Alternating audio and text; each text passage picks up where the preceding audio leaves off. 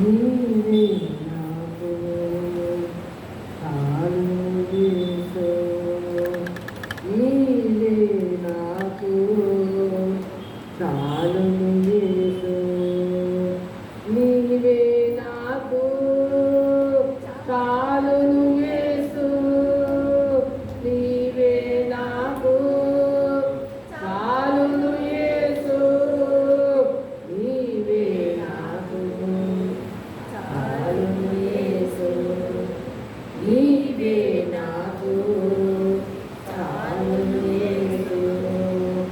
ఒంటి నిండా బంగారమున్నను, అది నీకు సాటి రాగలదా? ఒంటి నిండా బంగారమున్నను, అది నీకు సాటి రాగలదా? బంగారమా యేసయ్యా, నా బంగారమా యేసయ్యా, బంగారమా యేసయ్యా, నా బంగారమా యేసయ్యా, నీవే నాకు చాలును యేసు, నీవే నాకు చాలును యేసు, నీవే నాకు చాలును యేసు, నీవే నాకు చాలును యేసు, నీవే నాకు చాలును యేసు, నీవే నాకు చాలును యేసు. కోట్లు కోట్లుగా ధనముందను, అది నీకు సాటి రాగలదా?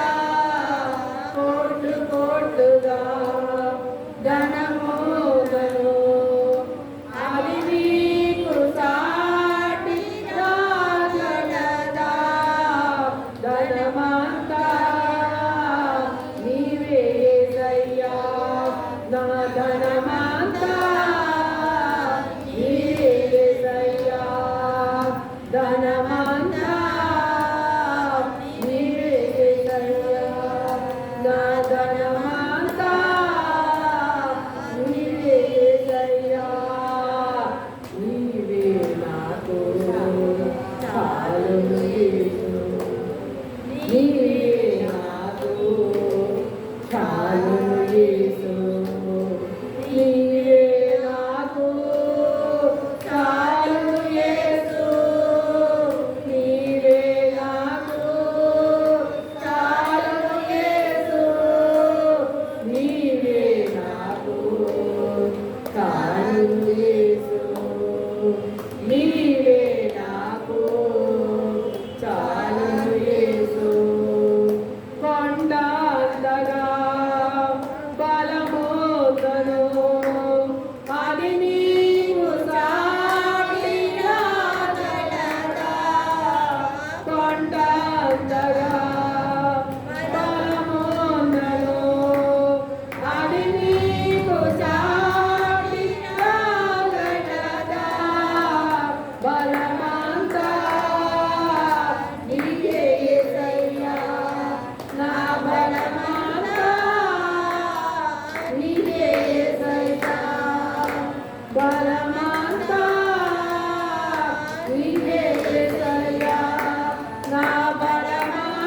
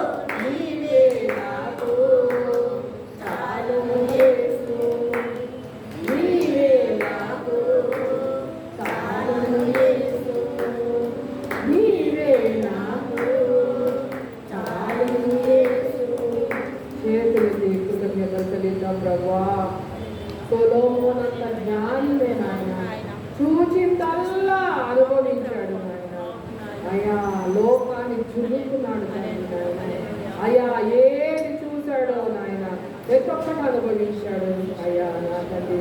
తర్వాత చిరువన్నీ వ్యర్థమే, వ్యర్థము వ్యర్థము వ్యర్థము. నిజమే ప్రభా, నిజమే. అతను రుచి చూసి అనుభవించి ఆయన చివరికి వ్యర్థం అన్నాడు. కానీ ప్రభా మేము అంతవరకు వెళ్ళకుండా ప్రభా, నిజమే లోకం మాయ లాంటిది ప్రభా. ఈ లోకంలో ప్రతి ఒక్కటి నాయన ప్రభా అపవాదైన సాతాను వాడు చూపిస్తా ప్రతి ఒక్క ఆకర్షణలు, ప్రతి ఒక్క మహిమ వాడు చూపిస్తుంది అంత మాయ, అబద్ధము, మోసము నాయన ప్రభా. దేనికి మేము మా సంఘ బిడ్డలు ఆకర్షించబడకుండా నాయన రెల్లులాగా అటు ఇటు ఊగిసలాడకుండా నాయన మక్కలాడుచున్న జనపనాడు ఒత్తిలాగా ఒక క్షణం వెళ్ళి ఒక క్షణం ఆరిపోయే స్థితిలో మేము కానీ మా సంఘ బిడ్డలు ఉండటానికి యేసయ్య నామములో వీరేదని ఆజ్ఞాపిస్తూ స్తోత్రాలు చెల్లిద్దాం. ప్రభా నీలాగా ప్రేమించే ఎవ్వరు నీలాగా ప్రేమించే వాళ్ళు లేరు నాయన. అయ్యా నీలాగా బలమిచ్చేవాళ్ళు ఎవరు లేరు, నీలాగా ఆదరించేవాళ్ళు ఎవరు లేరని ఒప్పుకుంటూ స్తోత్రాలు చెల్లిద్దాం. మాకు ఏది కావాలో అది ఇచ్చే దేవుడివి, తండ్రివి, కాపరివి మాకున్నామనే దృఢమైన స్థిరమైన నిలకడైన విశ్వాసం, నమ్మకం, నిరీక్షణ నాలో మాలో మా సంఘ బిడ్డలో యేసయ్య నామములో విడుదల అవుతుందా కానీ స్తోత్రాలు చెల్లిద్దాం. ఏమి తిందుమా, ఏమి తాగుదామా, ఏమి ధరించుకుందామా అని ఈ లోకస్తులాగా మీరు ఆలోచించద్దు, చింతించము. మూరుని ఎక్కువ చేసుకోలేరు, తక్కువ చేసుకోలేరు. సెలవించిన దేవదేవ చేతులకు కృతజ్ఞతలు చెల్లిద్దాం. అయ్యా నీ పరిశుద్ధమైన రక్తంతో మమ్మల్ని కడిగి నీ బిడ్డలుగా నీ సొత్తుగా చేసుకున్న యేసయ్యకి చేతులకు కృతజ్ఞతలు చెల్లిద్దాం.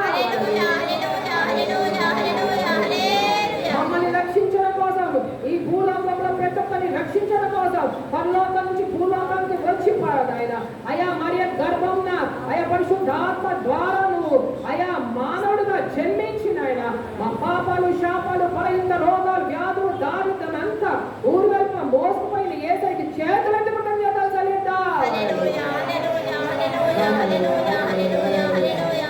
మనల్ని రక్షించడం కోసం ఆయన పాపిగా ఎంచబడ్డాడు, మనల్ని పరిశుద్ధులుగా చేయడం కోసం ఆయన పరిశుద్ధుడైన దేవదేవుడు పాపిగా ఎంచబడింది. యేసయ్యకి చేతులెత్తి కృతజ్ఞతలు చెల్లిద్దాం.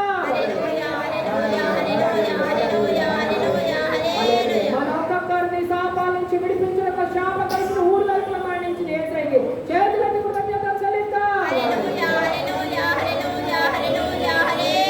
మనం ఇంత తీవ్రమైన ఎండలకి విలవిలలాడిపోతున్నాం కదా, మట్టి గట్టాలము.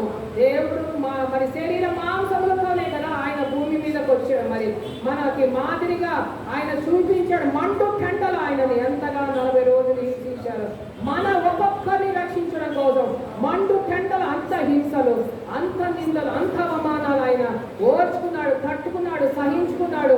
ఆయన ప్రతి ఒక్క దాని నుంచి ఆయన మరి దాటాడు.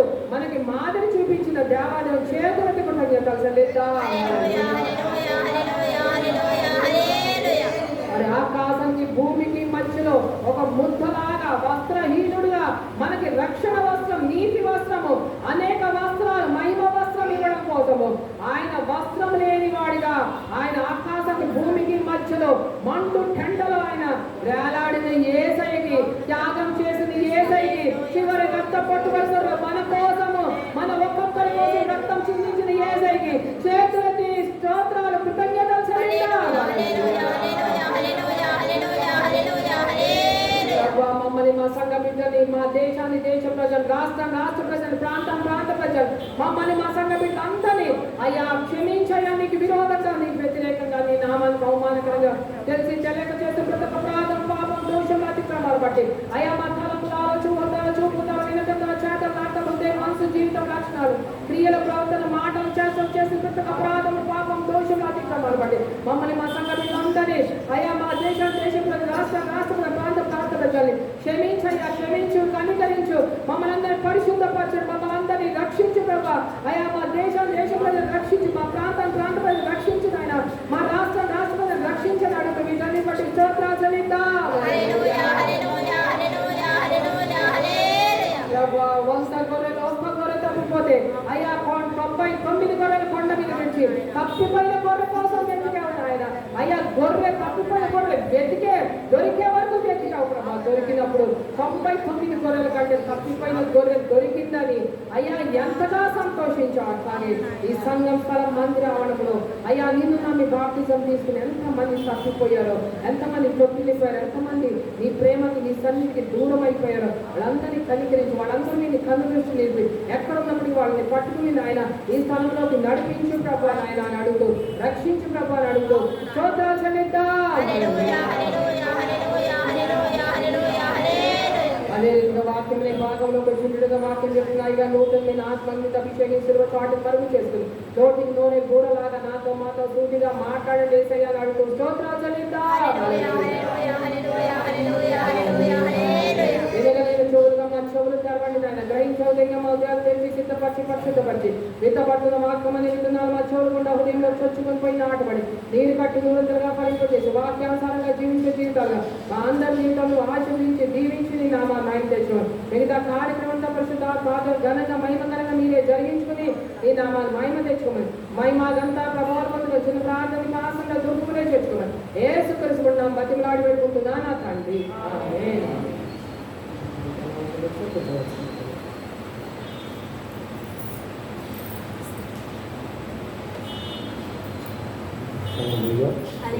అందరికీ వందనాలు. మరి సమయంలో దేవుడు మా కృప చూపించిన దయ, ప్రేమ, కనికరం బట్టి సమస్తము దేవునికి మహిమ గంట ప్రభావాలు జరుగుతాక వాక్యంలో పెట్టాను. పత్రిక 6వ అధ్యాయంలో 30 నుంచి 35 వరకు మనం చదువుతున్నాం. దేవుడు క్రీస్తు యొక్క జీవారం కొరకు చదువుతున్నాం. 6వ అధ్యాయం 30 నుంచి 35 వచనములు.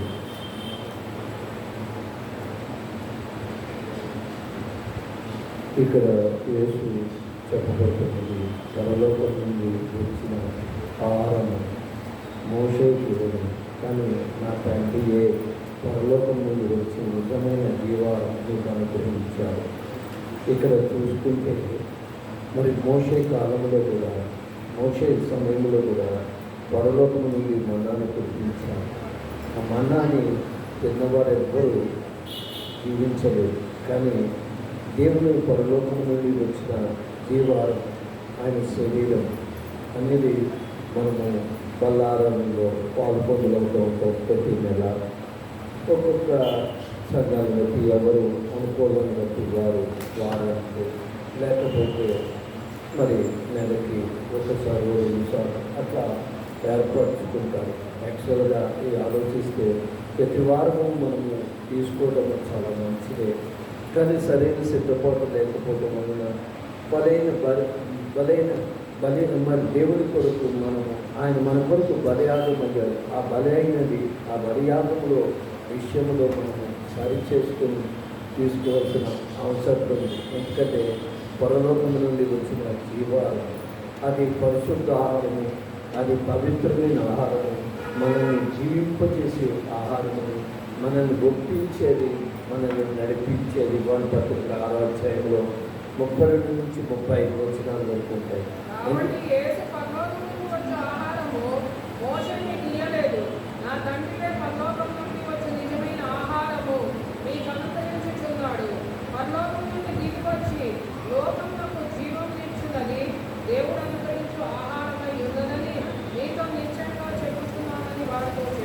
ఇది ఎందుకంటే ఇక్కడ ఆలోచిస్తే జీవం కలిగిన రొట్టె.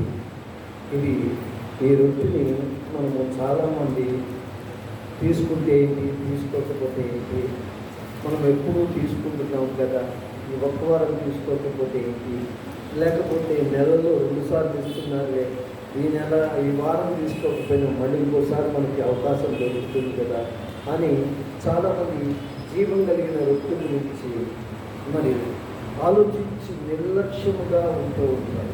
ఇది చాలా విలువైనదని ప్రభుత్వం మనం చేస్తున్నాం. ఇది తింటున్నప్పుడల్లా నీలో జీవం వస్తుంది. ఇది నువ్వు తీసుకుంటున్నప్పుడల్లా నీలో బలం వస్తుంది. ఇది నువ్వు తీసుకుంటున్నప్పుడల్లా నీలో విశ్వాసం పెరుగుతుంది. ఇది నువ్వు తీసుకుంటున్నప్పుడల్లా నువ్వు దేవుని వెంబడించగలుగుతావు. ఇది నువ్వు తీసుకుంటున్నప్పుడల్లా నీ అపరాధముని జ్ఞాపకం చేసుకుని క్షమాపణ అడుగుతావు. ఇది నువ్వు తీసుకుంటున్నప్పుడల్లా దేవుని దగ్గర ప్రత్యేకపడతావు. నువ్వు ఇది తీసుకుంటున్నప్పుడల్లా నువ్వు పశ్చాత్తాపం కలిగి సరి చేసుకుంటావు. నువ్వు ఇది తీసుకుంటున్నప్పుడల్లా దేవుని దగ్గర బతిమాలుకుంటావు. ప్రభువా, నా జీవితాన్ని మార్చు, నా మనసుని మార్చు, నా హృదయాన్ని మార్చు, నా ఆలోచనలు మార్చు, నా నడకను మార్చు. ప్రభువా, నీ జీవం కలిగిన రొట్టె నాలోకి వెళ్తుంది. ఆ రొట్టె అంటే నీ శరీరం కాబట్టి నీ శరీరం లాగా నా శరీరం మార్చబడాలి, నేను ఓర్చుకోవాలి, సహించుకోవాలి, నేను బలాన్ని పొందుకోవాలి అనేది జీవాహారం అనేది విలువైనది. అన్నిటికీ మనం విలువని చూస్తాం, కానీ నీ ధనం కన్నా, బంగారం కన్నా, ఆస్తిపాత్రుల కన్నా, నీ పిల్లల కన్నా, నీ సంతానం కన్నా, భర్త కన్నా, తండ్రి కన్నా, తల్లి కన్నా, వీటన్నిటికన్నా జీవం కలిగిన వృత్తిని గురించి దేవుడు చెప్తున్న విషయం ఏంటంటే చాలా విలువైనది.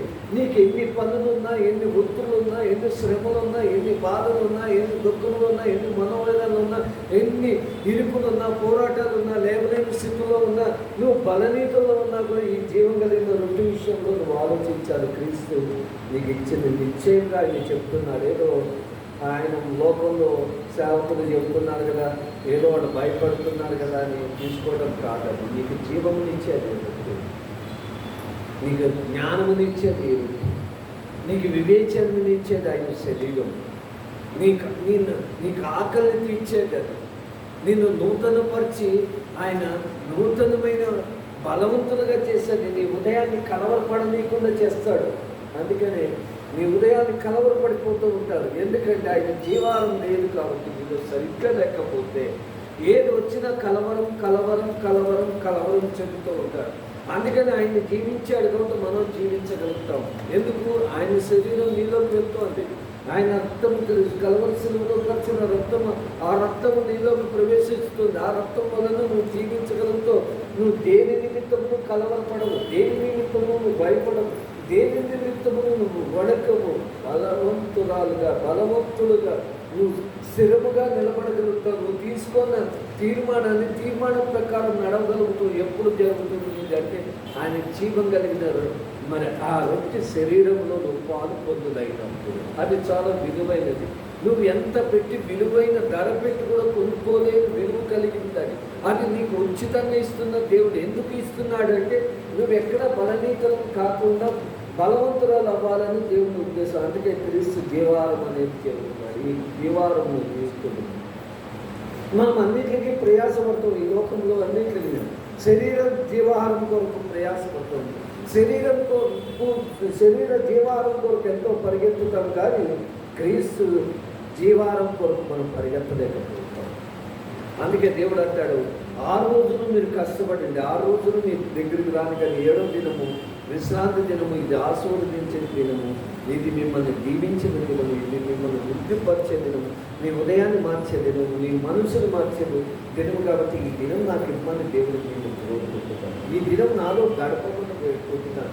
ఈ దినం నాతో సావాసం ఉండమని వేడుకుంటున్నాను. ఎందుకంటే నీకు ఈ రొట్టె శరీరం ఇవ్వటమే కాదు, ఆ పానీయము రక్తమే ఇవ్వటమే కాదు, జీవం కలిగిన వాక్యాన్ని కూడా ఇచ్చి మళ్ళీ నూతన పరచడానికి.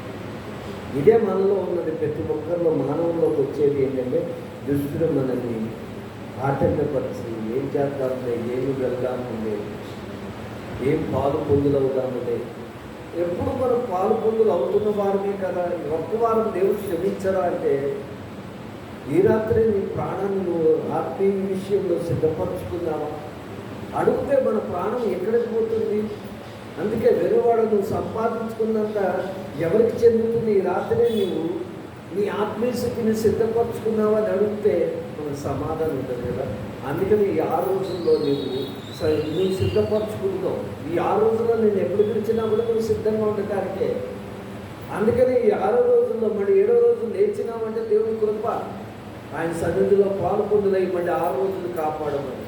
అందుకే దావీదు మహారాజు ఏమంటాడు, ఒక్కరోజు గడిపితే ఎన్ని దినాలంటే 1000 దినములు శ్రేష్టమైన దినం. ఈ ఒక్క దినాన్ని మనం చాలా భయముతో, మర్యాదతో ఆయనని సన్నిధికి వణుకుతో, భక్తితో ఆయన సన్నిధికి రావడం అనేది చాలా ముఖ్యమైన విషయం అండి. ఇది ఎవరినో ఉద్ధరించడానికి మనం రావట్లేదండి. నువ్వు ఉద్ధరించుకోవడానికి నువ్వు వృద్ధి కలుగుతానికి వస్తున్నావు. నీవు నిత్యరాజ్యములకు వారసత్వముగా పొందుకోవడానికి నువ్వు సిద్ధపాటు కలిగి నడిపించుకోవడానికి మనం వస్తున్నాం. ఎందుకంటే కుటుంబంలో ఎవరిని ఉద్ధరించడానికో లేకపోతే సంఘంలో ఎవరిని కాదు, మనం సిద్ధపరచుకోవడానికి మనం వెళ్తున్నాం. అది దేవుడు నేను సిద్ధపాటు కలిగిస్తడానికి మనల్ని నడిపిస్తున్నాడు. అందుకని ఇక్కడ మనకి దేవుడు ఇచ్చిన అవకాశం 14వ అధ్యాయం 12వ వచనం చదువుకుని నివాళి పత్రిక 14వ అధ్యాయం 12వ వచనం.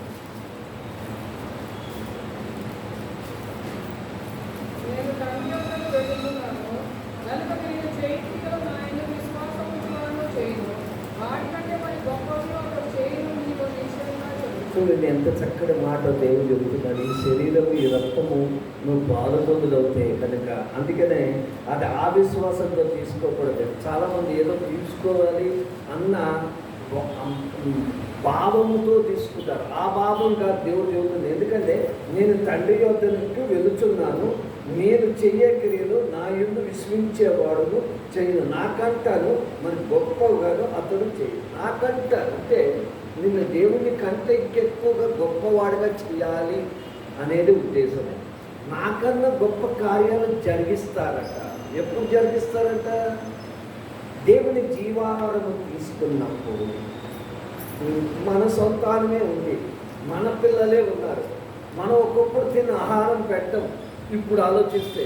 ఎందుకంటే ఇంకా జీవం కలిగి ఇంకా పుష్టిగా ఉండాలి, ఇంకా ఆరోగ్యవంతులుగా ఉండాలి, ఇంకా నాకన్నా మంచిగా ఎదగాలి, నాకన్నా మంచిగా నిలబడాలి అనేది అనేకమైన ఆహారాలు వాడికి తెచ్చి పిల్లలకు పెడతాం కదా. ఎందుకు పెడతాము?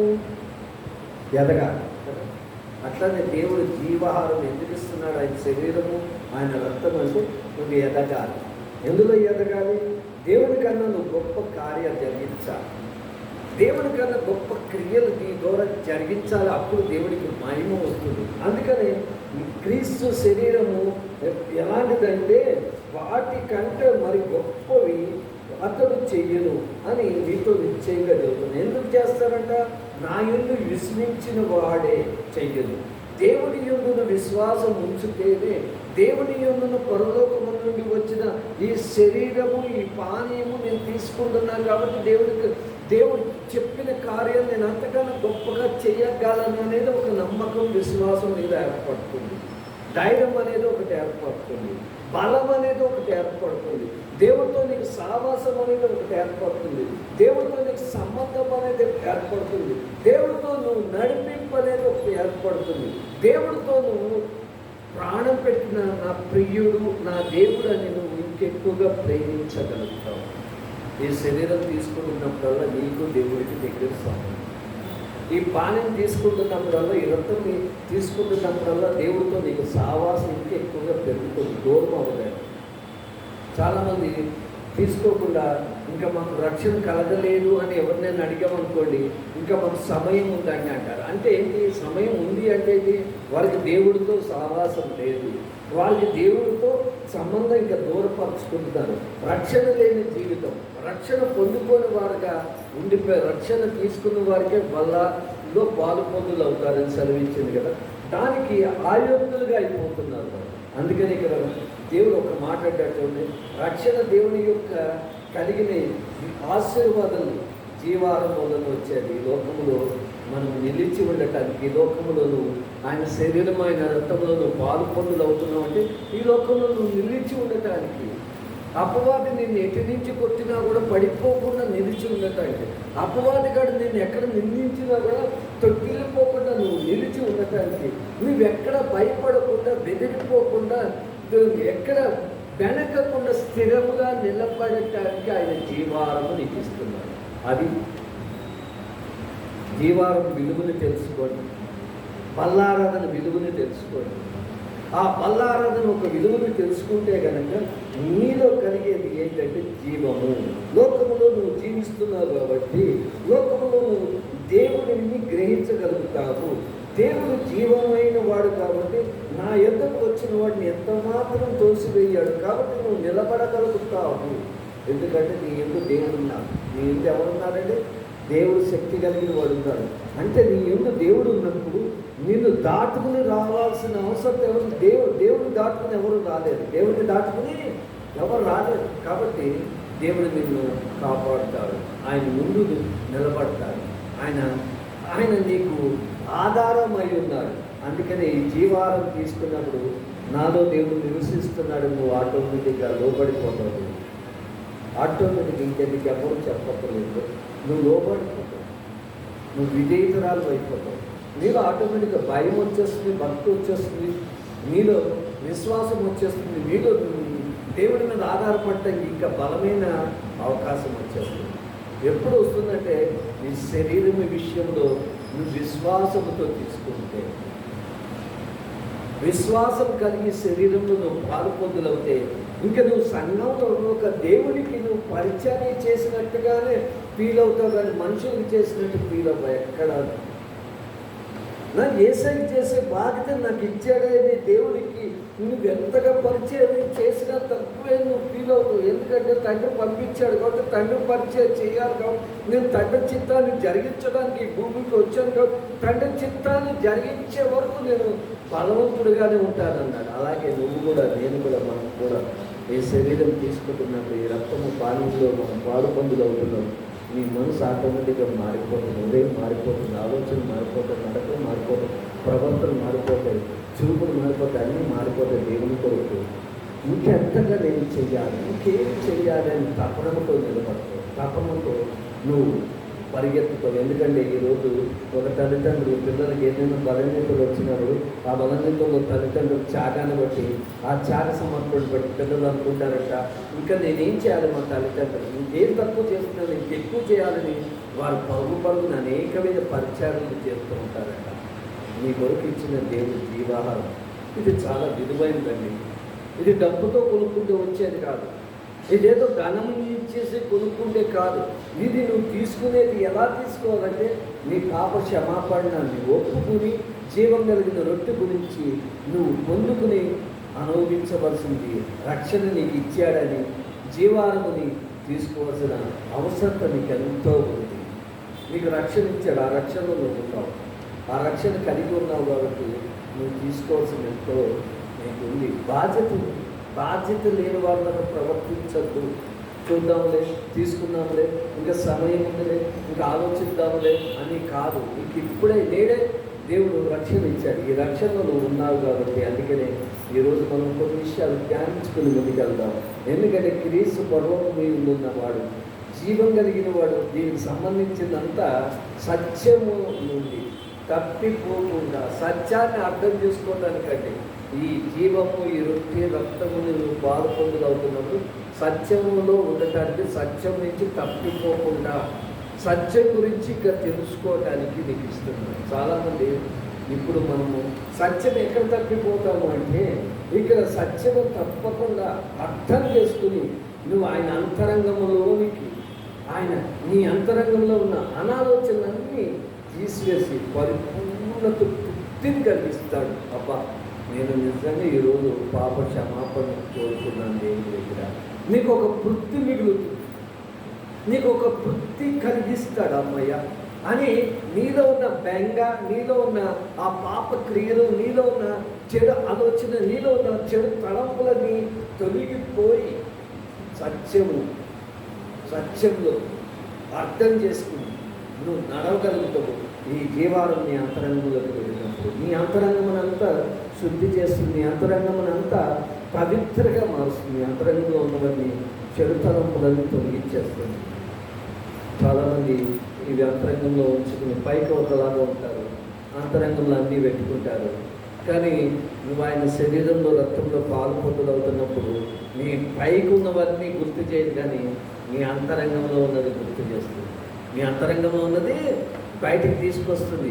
నీ అంతరంగంలో దాగి ఉన్నది బయటికి తీసుకొచ్చే వరకు ఆ రక్తంలో, ఆ రొట్టెలో వేయలేదు. ఎందుకంటే అంతరంగంలో ఒకటి పెట్టుకుని అందరూ చూస్తున్నారు కదా అని నేను శరీరంలో, రక్తంలో పాల్పొందలవ్వాలనుకుంటున్నారేమో, కానీ మీ అంతరంగంలో గర్తిస్తుంది. పేరుని ఎట్లా గర్తించిందండి? పైకైతే ఎట్లా ఉన్నాడు, లోపల దేవుని ఇల్లు అంతలో ఉన్న భయాన్ని బయటకు తీసుకొచ్చింది. ఎప్పుడు జరిగింది? ఆయన ఒప్పుకోవడానికి కారణం ఏంటంటే యేసు ప్రభువుని అప్పచెబుతున్న రాత్రి ఒకరోజు అందరినీ శిష్యులు కూర్చోబెట్టి ఒక రొట్టె విరిచి ఇది నా శరీరం అని ఇచ్చారు. ఒక పాత్రను పట్టుకుని కృతజ్ఞతలు చెల్లించి ఇది నా రక్తమని వాడు చేతుల్లో పెట్టాక పేతులు కొరికిన తర్వాత పశ్చాత్తాపడ్డాడా లేదా? జీవితం మార్చుకున్నాడా లేదా? అంతరంగంలో ఏమనుకున్నాడు?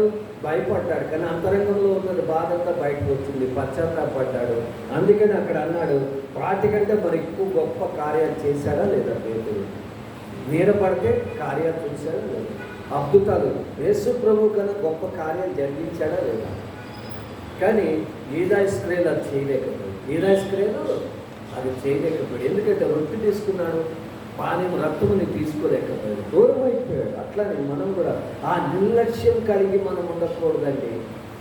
ఆ నిర్లక్ష్యం కలిగిన జీవితాన్ని మనం విడిచిపెట్టాలని ప్రభుత్వ మనం చూస్తున్నాం. వాటికి మనం దూరంగా ఉండాలి, దేవుడికి దగ్గరగా ఉండాలి.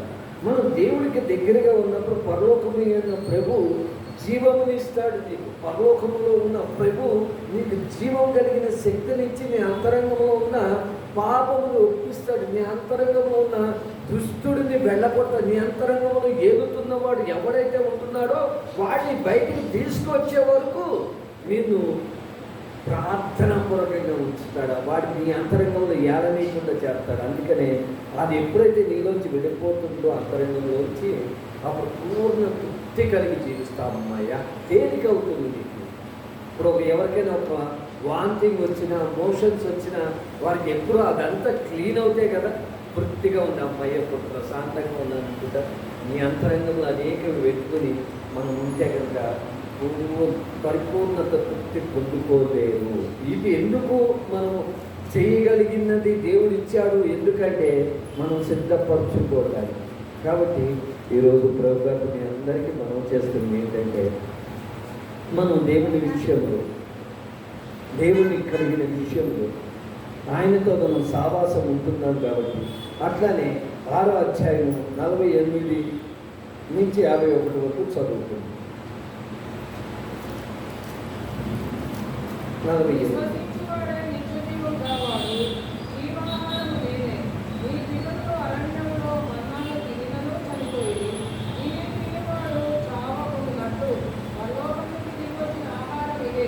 ఇక్కడ ఏమంటున్నాడని, నిశ్చయముగా రక్షించేవాడిని, నిశ్చయముగా రక్షించడానికి ఎవరు అంటే, నిత్య జీవము ఇచ్చేది ఎవరు అంటే జీవారము నేనే అన్నాడు. ఇక్కడ ఏమంటున్నాడని, విశ్వసించేవాడు నిత్య జీవము గలవాడు, జీవారము నేనే.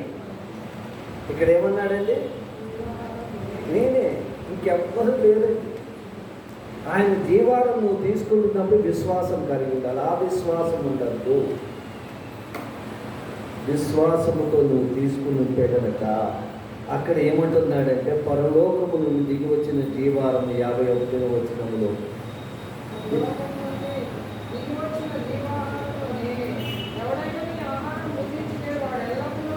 చూడండి, ఎల్లప్పుడూ జీవిస్తారట. అంటే ఎల్లప్పుడూ అనేది గుర్తుపెట్టుకోండి. ఈ లోకంలో ఉన్నంతకాలం జీవిస్తాము. ఈ లోకంలో నిద్రించిన తర్వాత కూడా ఏమవుతామండి? జీవిస్తాం పరలోకంలో. హల్లెలూయా. మరి మీకు ఆశ ఉందా? ఇక్కడ ఎల్లప్పుడూ జీవించాలి అంటే ఇక్కడ ఉన్నంతకాలం ఆయన ఆత్మానుసారమైన జీవితం. తర్వాత మనము పరలోకంలోకి ప్రవేశించుతున్నప్పుడు కూడా మనం ఎల్లప్పుడూ జీవిస్తాం. మరి నేను ఇచ్చిన ఆహారం లోకములకు జీవం కొరకైనా నా శరీరంలో నేను చెప్తుంది ఏంటి, ఆయన శరీరం తింటే కనుక ఎల్లప్పుడూ జీవిస్తాము. అందుకనే మనం జీవించాలని దేవుడి కోరిక కాబట్టి ఆయన నల్లగా కొట్టుకున్నాం. ఎల్లప్పుడూ మనం జీవించాలి కాబట్టి, ఎల్లప్పుడూ ఆయనతో మనం ఉండాలి కాబట్టి, ఎల్లప్పుడూ ఆయనతో సహవాసం ఉండాలి కాబట్టి, ఎల్లప్పుడూ ఆయనతో నడవాలి కాబట్టి, ఎల్లప్పుడూ ఆయన చిత్తాన్ని మనం జరిగిస్తూ ఉండాలి కాబట్టి, ఎల్లప్పుడూ ఆయనని అత్తుకుని ఉండాలి, ఎల్లప్పుడూ ఆయనతో నడుస్తూ ఉండటానికే మనకి ఇచ్చిన అవకాశం. మరి ఈ అవకాశంలో క్రీస్తు యొక్క మర్మములు తెలుసుకోవాలి. బుద్ధిహీనతను తొలగించుకోండి. బుద్ధిహీనతను తొలగించుకోండి. బుద్ధి కలిగిన వారుగా సత్యాన్ని అర్థం చేసుకోండి. అసత్యంలోకి వెళ్ళద్దండి. ఏదో సత్యాన్ని విడిచిపెట్టేసి అసత్యంలోకి వెళ్ళద్దు. సత్యాన్ని అర్థం చేసుకోండి. యథార్థతని అర్థం చేసుకోండి, నీతిని అర్థం చేసుకోండి, దేవుడితో సావాసాన్ని అర్థం చేసుకోండి, దేవుడితో నువ్వు సంబంధాన్ని పెంచుకోండి. లోక సంబంధాలు కాదు, లోక స్నేహం కాదు, లోకంలో ఉన్న వాళ్ళని వీళ్ళని ప్రేమించడం కాదు, క్రీస్తుని కొరకు ప్రేమించిన ప్రేమను ప్రేమించండి. ఆయన నీకు చేసిన త్యాగాన్ని గుర్తుపెట్టుకో. ఈ లోకంలో ఎంతోమంది ప్రేమిస్తారు కానీ ఎవరు మన కొరకు ప్రాణం పెట్టరు, మన కొరకు ఎవరు త్యాగం చేయరు, ఎవరు మన కొరకు నిలబడరు ఆఖరి వరకు. కానీ దేవుడు నీ కొరకు నిలబడ్డాడు. అది గుర్తుపెట్టుకోండి, అది గ్రహించుకోండి. ఏది జరిగినా నీకు మేలే జరుగుతుంది కానీ కీడు జరగదు. ఎందుకంటే నేను ఈరోజు క్రీస్తులకు రావటానికి ఒక సాక్ష్యము, బలమైన సాక్ష్యము. నేను అన్యులుగా ఉన్నప్పుడు నా ఆలోచన వేరుగా ఉండేది, అన్యులుగా నేను జీవిస్తున్నప్పుడు నా ప్రయత్నాలు వేరుగా ఉండేది, నా తలంపులు వేరుగా ఉండేది, నా ప్రవర్తన వేరుగా ఉండేది. ఎప్పుడైతే దేవుని చేతుల్లోకి రాగాను కానీ ఇది దేవుని చిత్తమని తెలియజేయగలిగా. అంటే ప్రేమించిన వారు నేను ప్రేమించాను. అప్పుడు లోకమైన వారిని ప్రేమిస్తే కూడా లోకమైన వారు ఎవరు నాకు దగ్గర లేరు. కానీ లోకాన్ని విడిచి ఎప్పుడైతే దేవుణ్ణి అత్తుకుంటామో దేవుని కలిగిన వారందరూ మన వైపు ఉంటారు. చూడండి, అందుకనే ఈ లోకాశ నుంచి మనం దూరంగా వెళ్తే క్రీస్తుని ఎందుకు వెంబడించబడటానికి కారణం ఏంటంటే ఆయనలో ఉన్న ఒక శక్తి, ప్రాణ స్నేహితుడు కాబట్టి బుద్ధిహీనతను విడిచిపెట్టి బుద్ధిమంతులుగా తెలిసి ఒక్కడే రక్షకుడు అని తెలుసుకున్నాక మనం ఆయనని విడిచిపెట్టడం. ఒక్కడే రక్షకుడు, ఇంకెవరూ రక్షకుడు లేదని నేను ఎప్పుడైతే గ్రహించుకోగలిగానో, ఎప్పుడైతే తెలుసుకోగలిగానో అప్పటి నుంచి ఆయన వెంబడించడం నేర్చుకున్నాను. ఆయనతో సావాసం ఉండటానికి ఇష్టపడ్డా. కానీ లోకములో ఉన్నవారు ఎవ్వరూ మన దగ్గర ధనం ఉంటే ఉంటారు, మన దగ్గర ఆరోగ్యం ఉంటే ఉంటారు, మన దగ్గర అన్ని సమృద్ధి ఉంటే ఉంటారు, మన దగ్గర ఏది లేకపోతే మనల్ని విడిచి వెళ్ళిపోతారు. మన కష్టాలు ఎవరు ఆదుకోరు, మన బాధల్లో ఎవరు రారు. కానీ క్రీస్తు ఎప్పుడూ ఒక్కలాగానే ఉంటాడు, ఒక్కలాగానే నడిపిస్తాడు, ఒక్కలాగానే బలపరుస్తాడు, ఒక్కలాగానే దీవిస్తాడు. ఆయనలో కుళ్ళు కుచ్చడం కప్పడం ఉండదు. కాబట్టి నీ అంతరంగంలో ఉన్న తప్పును విడిచిపెడితే కనుక, పాపాన్ని విడిచిపెడితే కనుక, నీ అంతరంగంలో ఉన్న చెడు ఆలోచన విడిచిపెడితే కనుక, చెడుతనప్పును విడిచిపెడితే కనుక ఇంకా గొప్ప కార్యాలు నేను పట్టుకుని చేస్తాను ఆయన ఉద్దేశాలు. అందుకనే ఉదయానుసారంగా దావీదుడు మారటానికి కారణం ఏంటంటే అంతరంగంలో అంతా విడిచిపెట్టడానికి దేవుడి దగ్గర బతిమాలుకున్నాడు. ప్రభువా నన్ను విడిచి వెళ్ళిపోకు, నా నుంచి నువ్వు దూరం అవ్వకు అని ప్రదేపడి వేడుకోవటం వల్లనే ఆయన దేవుడికి అంత సమీపించడానికి కారకుడయ్యాడు. అందుకని ఈరోజు కూడా దేవుడు మనకు అవకాశం ఇచ్చారండి. మనకి యోహాను పత్రిక 8వ అధ్యాయం 34వ వచనం చదువుతుంది. 8:34.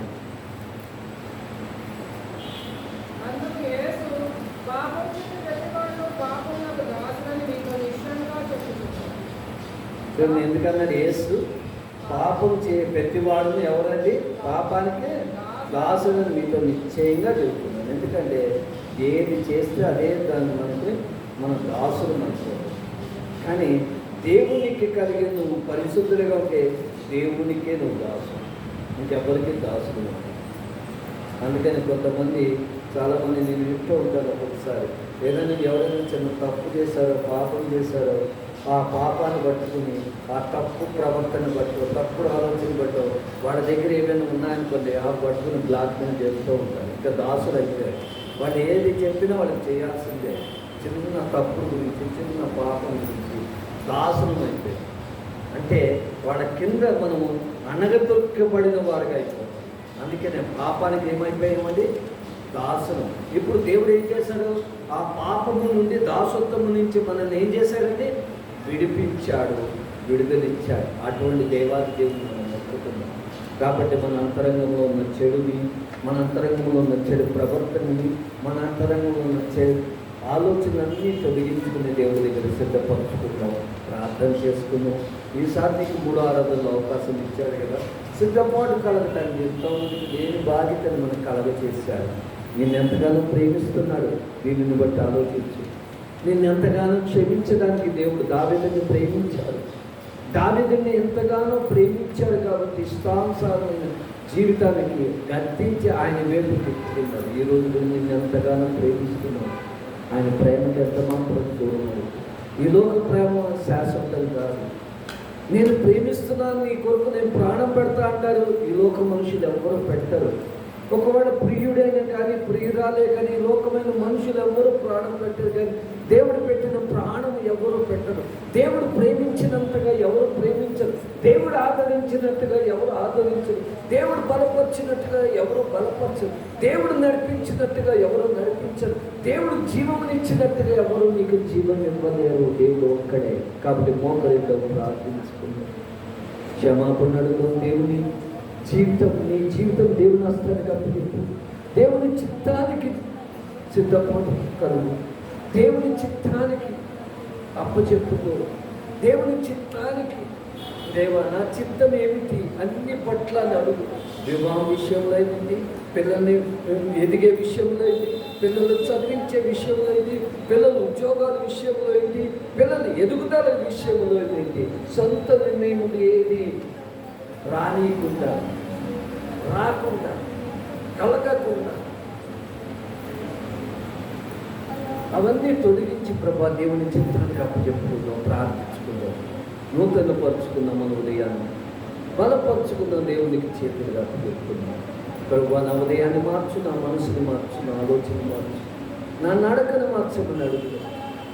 విడిచిపెట్టి ఇక ఇప్పటికైనా దేవుని వైపు తిరిగి ఇప్పటికైనా దేవుడితో నువ్వు సహవాసం కలిగి ఉండి దేవుని చిత్తాన్ని నాకన్నా గొప్ప కార్యాలు, నీ పట్ల గొప్ప కార్యములు దేవుడు జరిగించాలని ఉద్దేశం కలిగి ఉన్నారు కదా. అలాగే సిద్ధపరచుకుందాం. అమ్మగారు నడిపిస్తూ ఉంటారు కాబట్టి సిద్ధపడు కలిగి నూతన పరుచుకుందాం. మన ఉదయాలు నూతనమైన మనస్సుని, నూతనమైన ఆత్మని కలిగిలో ప్రార్థించుకున్నాం. బలని నేను సిద్ధపరచబడుతుంది కాబట్టి